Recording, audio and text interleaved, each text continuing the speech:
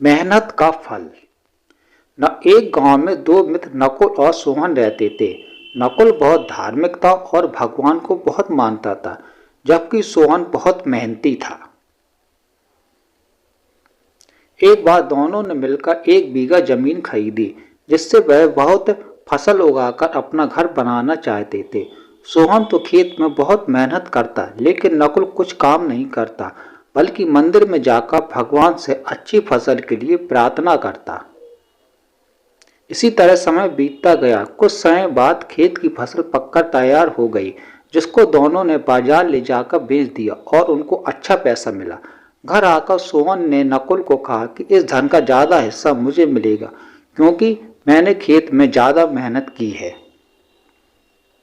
यह बात सुनकर नकुल बोला, नहीं, धन का तुमसे ज्यादा हिस्सा मुझे मिलना चाहिए, क्योंकि मैंने भगवान से इसकी प्रार्थना की, तभी हमको अच्छी फसल हुई। भगवान के बिना कुछ संभव नहीं है। धन के बंटवारे को लेकर दोनों गांव के मुखिया के पास पहुंचे। मुखिया ने दोनों की सारी बात सुनकर उन दोनों को एक एक बोरा चावल का दिया, जिसमें कंकड़ मिले हुए थे।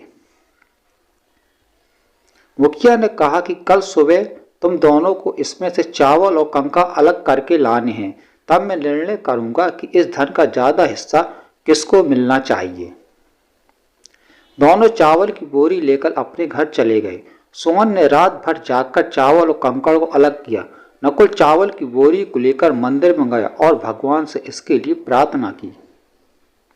अगले दिन सुबह सोहन जितने चावल और कंकड़ अलग कर सका उसको ले जाकर मुखिया के पास गया, जिसे देखकर मुखिया खुश हुए। नकुल वैसी की वैसी बोरी को ले जाकर मुखिया के पास गया।